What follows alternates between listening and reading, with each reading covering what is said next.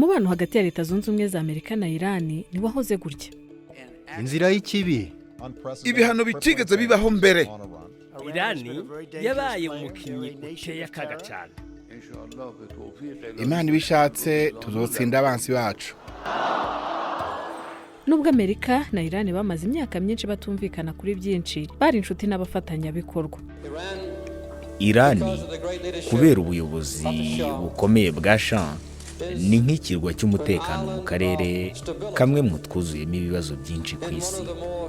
Ariko se ni gute umubano hagati ya Leta Zunze Ubumwe za Amerika na Iran waje kuba mubi cyane gutya? Ikindi abantu bibaza, ese bifitanye isano bite n'ibiri kubera muri Iran uyu munsi? Igitoro cyabonetse mu majyepfo ashyira uburengerazuba bwa Iran mu ntangiriro z'ikinyejana cya 20.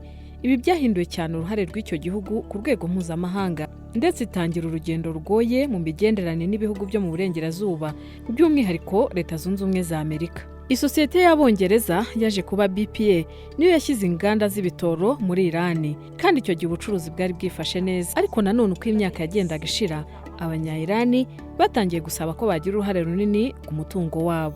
Ikibazo cyari uko hari amafaranga menshi cyane yavaga mu bitoro, ariko bakabona aya mafaranga yose asohoka mu gihugu. Bityo rero havutse amateka yo kumva ko icyo gitoro kiri ku butaka bwabo ariko ntibabyungukiremo. Umwe mu bavugaga cyane ibyo ni Minisitiri w'Intebe Mohamed.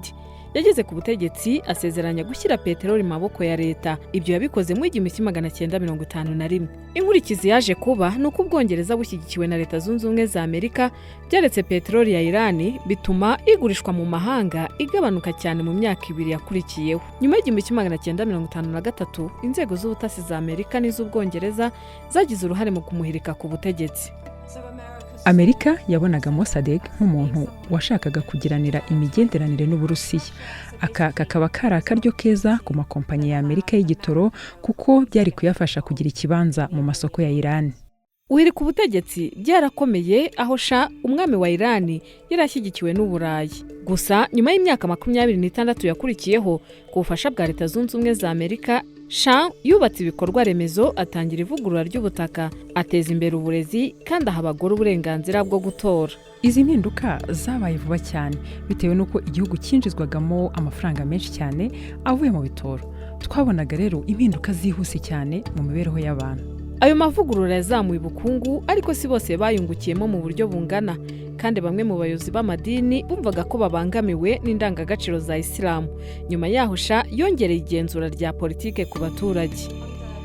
Iran iyobowe na Mohamed Reza Shah Pahlavi, ubutegetsi bwarakomeye cyane, kandi yari afite inkunga ya Amerika mu gutoza igipolisi kibanga, kubaza abantu mu buryo bukomeye, ndetse no guhashya abo batavuga rumwe. Polisi y'ibanga ya Shah yari itinyitse, ndetse ubuzima bwe bwari igitangaza. Ikindi cyaje kuba nuko politike ye yegamiye ku Burayi yateje imyigaragambyo y'abakozi n'imyivumbagatanya ikomeye mu bice bitandukanye by'igihugu. Ibi byose byanatumye habaho revolution mu 1979 yahinduye igihugu burundu. Umuyobozi w'idini Ayatollah Ruhollah Khamenei yagarutse avuye mu buhungiro, ashyiraho Repubulika y'Ikirisilamu. Ibi ntibyahinduye Iran gusa, ahubwo byahinduye nuko isi yayibonaga. Insinzi yacu izoshikirwa igihe amaboko y'abanyamahanga azoba yakuwe ku gihugu cacu.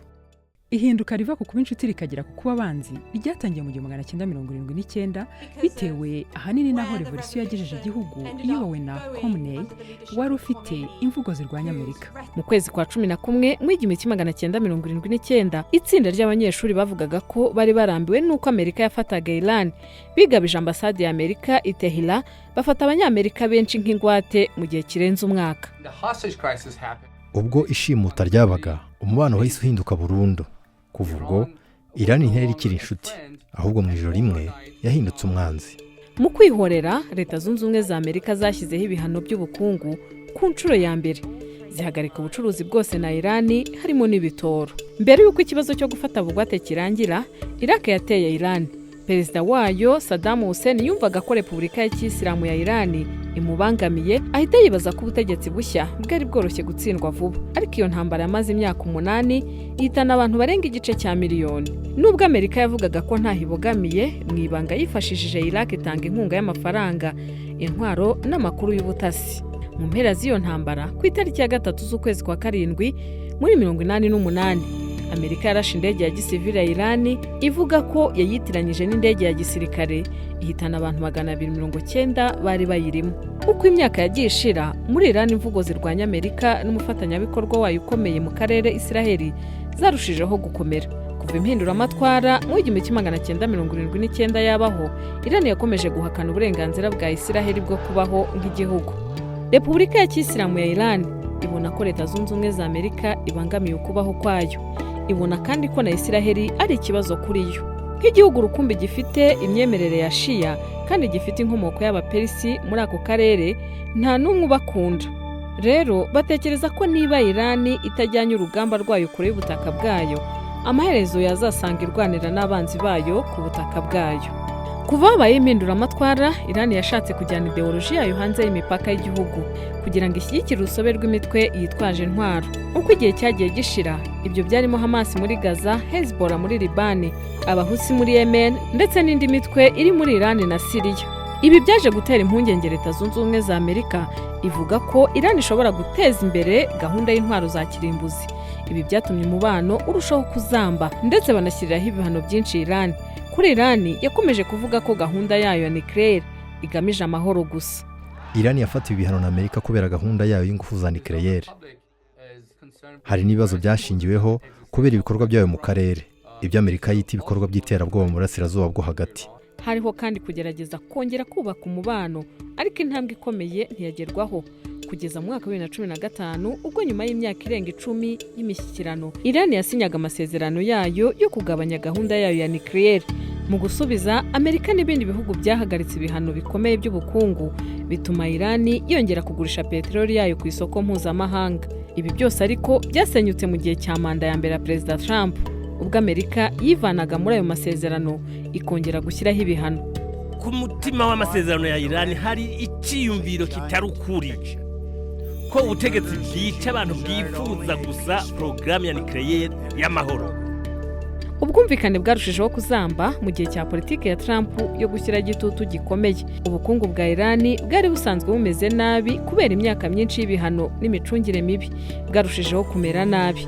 Mu mwaka wa 2019 Amerika yashinje Irani kugaba ibitero ku mato atwara ibitoro ndetse no ku tudege twabo tutagira abapilote twari mu karere. Kubw'ibyo muri 2020 umuyobozi mukuru w'igisirikare cya Iran General Qasim Soleimani yishwe n'igitero cya drone cya Amerika yari yagabye muri Iraq. Perezida Trump yashinje Soleimani kuba inyuma y'ibitero byibasiye abanyamerika bari muri ako karere. Kuva tariki ya 7 Ukwakira muri 2023 Hamas yagabye igitero kuri Israel, kikaba aricyo cyatangije intangiriro y'intambara yamaze imyaka irenga 2 muri Gaza. Iran yihakanye uruhare rwayo ariko ishyigikira ku mugaragaro ibikorwa bya Hamas. Israel yahise isubiza maze igaba ibitero muri Gaza igamije kurwanya Hamas n'abandi bafatanyabikorwa ba Iran muri ako karere. Mu kwezi kwa gatandatu umwaka wa 2025 ishami ry'umuryango w'abibumbye rishinzwe kugenzura ibijyanye n'ingufu za nucleaire byatangaje ko Iran yarenze ku masezerano yayo ajyanye no kudakwiza intwaro za kirimbuzi. Iran yakomeje kuvuga ko itigeze ishaka guteza imbere intwaro za nucleaire. Israel yagabye ibitero byinshi kuri Iran bituma haduka intambara yamaze iminsi 12 hagati y'ibihugu byombi. Ibi byaje kugera ku kwivanga ku mugaragaro kwa Leta Zunze Ubumwe za Amerika, harimo n'ibitero byo mu kirere ku bikorwa remezo bya Iran bya nucleaire. Intego yacu yari gusenya ubushobozi bwa Iran bwo gutunganya ubutare bwa kirimbuzi no guhagarika icyago cy'intwaro za nucleaire. Kuva habaho impinduramatwara ya Iran, Amerika na Iran bamaze igihe barwana mu buryo butandukanye mu bya diplomasi, ubukungu, politiki, ubutasi n'ikoranabuhanga rya murandasi. Ikintu kimwe kitari cyarabaye ni ugukoresha ingufu za gisirikare, ariko uwo murongo ubu waraciwe. Muri Nzeri 2025 umuryango w'abibumbye wongeye gushyiraho Iran ibihano byinshi byari byarakuweho muri 2015 kubera ibikorwa bya Iran bya nucleaire byari byariyongereye. Ubukungu bw'igihugu bwahise burushaho kuzamba, izamuka ry'ibiciro by'ibiribwa rigera kuri 70% kandi ahanini bitewe n'ibihano. Ifaranga rya Iran ryaragabanutse cyane ritagaciro. Ibi byatumye ibicuruzwa byose bitumizwa mu mahanga nk'amavuta yo guteka, ingano n'ibiti bihita bihenda cyane mu gihe gito. Abacuruzi n'abafite amaduka i Tehran batangiye kwigaragambya mu mpera z'Ukuboza mu rwego rwo kwamagana izamuka rikabije ry'igiciro. iyo myigaragambyo yahise yiyongera vuba vuba ifata intera nini kandi isakara hirya no hino mu gihugu. Habayeho ubusabe bwinshi bwo guhindura politike, aho imbaga y'abantu yaririmbaga amagambo yo kwamagana umuyobozi w'ikirenga Khamenei. Abenshi basabaga ko umuhungu wahoze ari Shah Reza Pahlavi yagarurwa mu gihugu. Ubutegetsi bwahagurukiye abigaragambya, abantu ibihumbi n'ibihumbi barishwe.